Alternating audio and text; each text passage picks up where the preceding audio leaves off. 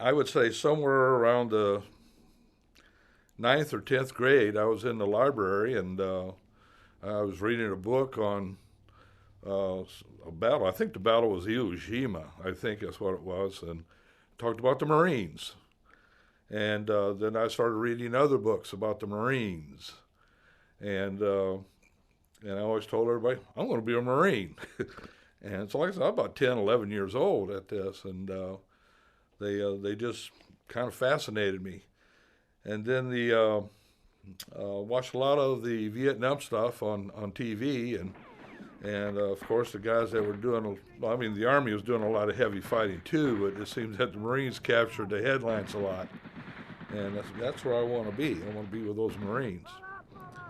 And so in into my junior year of high school, 1968, I joined the Marine Corps, and I went to Parris Island boot camp, and graduated out of boot camp, went to ITR at Camp Lejeune, and from there, I stayed for the next 16 years. And then out of the blue, I happened to be a series gunnery sergeant at Parris Island at the time. I said, "Hey, Moore, there's an Army general on the phone for you." I didn't know no Army generals. And it was Andrew P. Chambers, 1st Cavalry Division Commanding General. He says, "A mutual friend of ours says you're getting out of the Corps."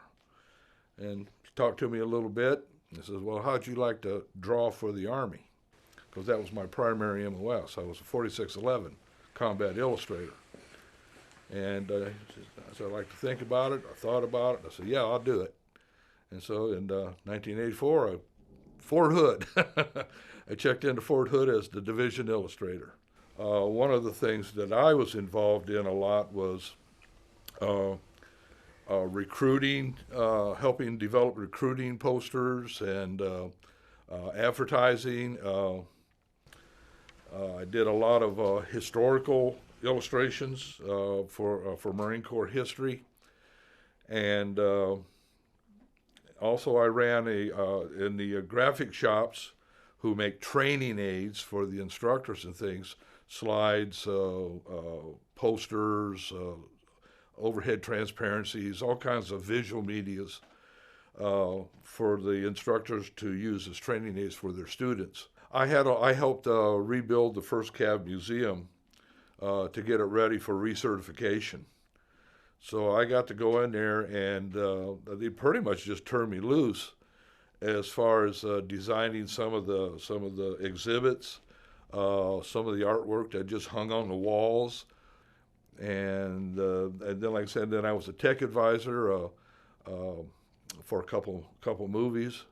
Didn't appear in them or anything. I just had to, okay, that's correct or that's not correct. And Saving Private Ryan, Band of Brothers. I was a tech advisor, but yet I wasn't. I was feeding information to Dale Dye when they were down in New Zealand filming the Pacific. And I had a very large pile of information on Iwo Jima because I knew the man who took the first flag raising pictures, Lou Lowry, and I had a tremendous amount of pieces of information about Iwo Jima and Guadalcanal and some of the other things. Like I said, I was feeding Dale Dye some of this via the internet. And that was one thing about Spielberg and Hanks, is they wanted as much accuracy as possible. It was fun. Like I say, the biggest thing that I used my skills to try to make things better for the soldiers that were under me. I enjoyed soldiers, Marines. I have really enjoyed going out in the field with them.